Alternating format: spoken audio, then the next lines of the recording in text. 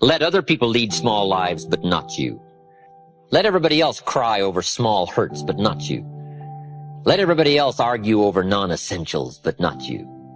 Deal in things that matter. Make sure what you do is the product of your own conclusion. Take advice, but not orders. Let everybody around you be helpful, but then put that through your own mental computer and make sure what you do is the product of what you've concluded based on all the input. All of us should be students of inevitability. Without kidding myself, if I keep up my current daily practices, where will it take me in 10 years without being disillusioned?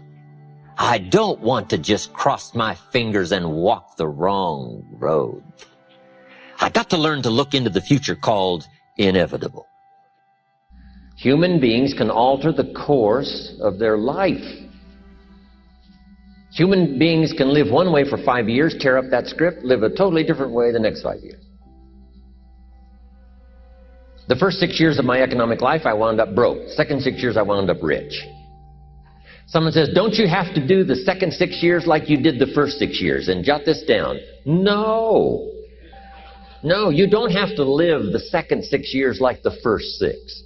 You can use all the information and all the advice and repairing all of your mistakes and adopting a new and refined philosophy so that the next 6 years can be totally different than the last 6. Now here's the next note to make. 5 years from now, you will arrive. The question is where? This is for mature people now. If you keep up your present disciplines and keep up the present pace that you're on, where will you be in 5 years? Boy, it's easy to say, hey, I haven't really thought about that. So now make this note. In 5 years, here's the probability. You will either arrive at a well-designed destination or an undesigned destination. Well-designed or undesigned. And I promise you, 5 years from now, you really don't want to arrive at an undesigned destination. Because you may very well wind up wearing what you don't want to wear, driving what you don't want to drive, living where you don't want to live, maybe doing what you don't want to do. Simply because you didn't design a better destination. 5 years from now, I wish for you to arrive at a well-designed place. A place of productivity. A place that'll make you feel good about yourself. A place that'll give you honor and respect. A place that'll give you influence to touch other people 5 years from now that you couldn't do today. Where will you be in 5 years? The first thing you start changing is what? Your philosophy. You start changing your mind. You start changing how you think. You start picking up new ideas and information. Gather new knowledge. Make better decisions about what's valuable. And I'm telling you, if you'll do that, your whole life will change. Your health will change. Your relationship with your family will change. Your ability to cope with challenges and problems will change. I'm telling you, income, promotions, all of it will change. If you will change, it'll all change. If you won't change, it isn't going to change. You can keep your fingers crossed if you want to and hope they'll straighten it out. You can wish for the wind not to blow quite as severe, but I'm telling you, wishing for the wind to change in your favor, we call naive at best. Don't do this any longer. Wish for a better wind. The key is to wish for the wisdom to set a better sail. Utilize whatever wind it blows to take you wherever you want to go. That is the philosophy I picked up at age 25, and it revolutionized my whole life. And here's what I found. I found it was easy. I got rich by the time I was 31, and it was easy. Now, here's my definition of easy. Got to jot this down. My definition of easy, meaning something I could do. I figure if it's something you can do, it's easy. Now, here's a parenthesis. Parenthesis, I worked hard at it. I found something I could do, which was easy, but I worked hard at it. I got up early and stayed up late, worked hard that 6 years. But what I did was easy, meaning it was something I could do. You say, well, Mr. Rohn, if it was so easy, how come everybody else around you during that 6 years, how come they didn't get rich? Here's why. It's easy not to. How else would you describe it? That's it. You say, no. For all of the rest of them, it was hard for them and it was easy for you. That's not true. You couldn't debate me on that in front of this intelligent audience. But here's the challenge. Let me give it to you in a philosophical phrase. I tend to be a little philosophical. Here it is. The things that are easy to do are also easy not to do. That's the difference between success and failure. So you've got the choice here today of one of two easies. Easy to or what?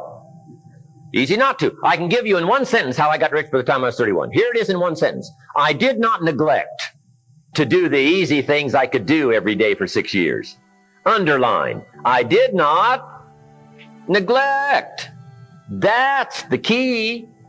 I found something easy I could do that led to fortune, and I did not neglect to do it.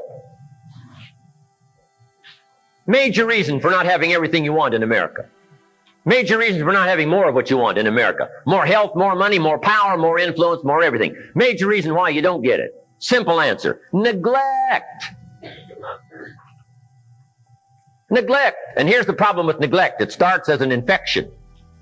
And if you don't take care of it, it becomes a disease. And here's what else is the problem. One neglect leads to another. Neglect to do wise things with your money, you'll probably neglect to do wise things with your time. Neglect to do wise things with your time, you'll probably neglect to do wise things with your business. One leads to another, leads to another. Pretty soon, neglect has you by the throat, emptying your purse, emptying your heart, emptying all of your chances for equities and power and all the good things. Neglect. What if you should be walking around the block every day for your good health and you don't? I'm telling you, you're on the wrong track. You should do it, you could do it, you don't do it. That's called formula for disaster.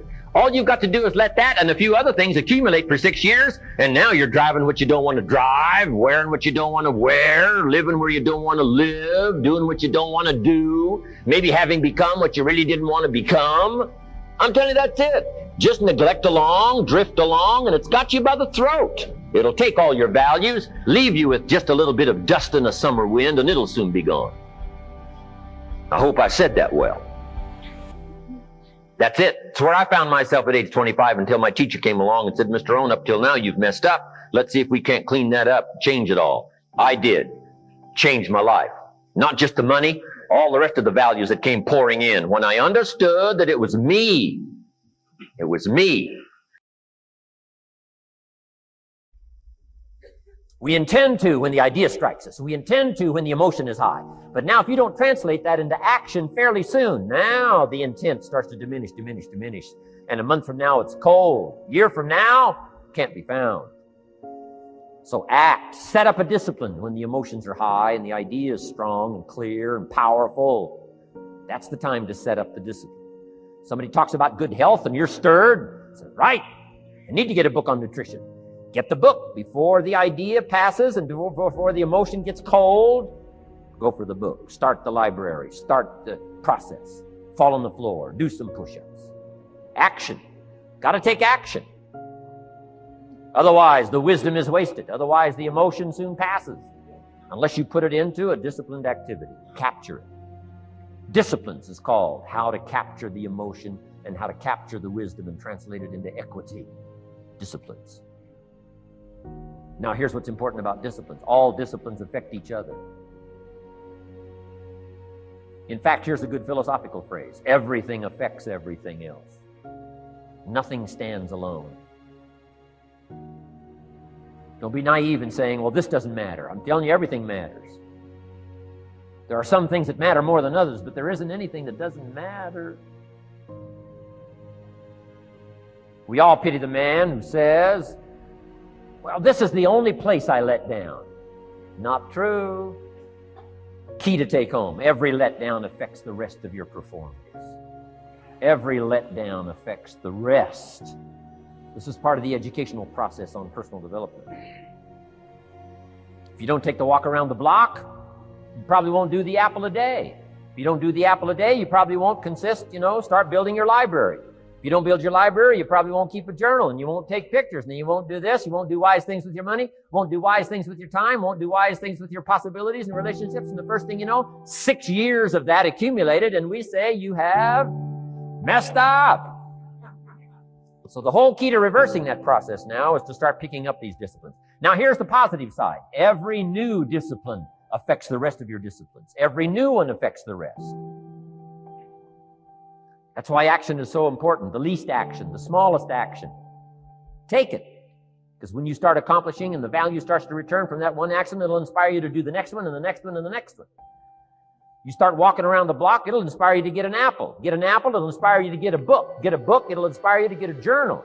Get a journal, it'll inspire you to grow, develop some skills. All disciplines affect each other. Every lack affects the rest. Every new affects the rest. The key is to diminish the lack and set up the new. And you've started a whole new life process. Key. Also, one more thought on discipline. Here's the greatest value of discipline. Self-worth. Self-esteem. People are teaching self-esteem these days, but they don't connect it to disciplines. The least lack of discipline, and it starts to erode our psyche. One of the greatest temptations is to just ease up a little bit, right? The slightest lack of doing your best starts to erode the psyche. Instead of doing your best, doing just a little less than your best. Sure enough, you say, well, it's just going to affect my sales. No, it's going to affect your consciousness. It's going to affect your philosophy. Now you've begun in the slightest way to affect your own philosophy. Here's the problem with the least neglect. Neglect starts as an infection. And if you don't take care of it, it becomes a disease. And one neglect leads to another. And the worst of all, when neglect starts, it diminishes our self-worth, our self-confidence, our self-value. You say, well, how can I get back my self-respect? I'm telling you, you don't have to go to 29 classes. All you have to do is start the smallest discipline that now corresponds to your own philosophy, like I should, and I could, and I will. No longer will I let neglect stack up on me so that I will have the sorry scenario 6 years from now, giving some excuse instead of celebrating my progress. That's the key to discipline.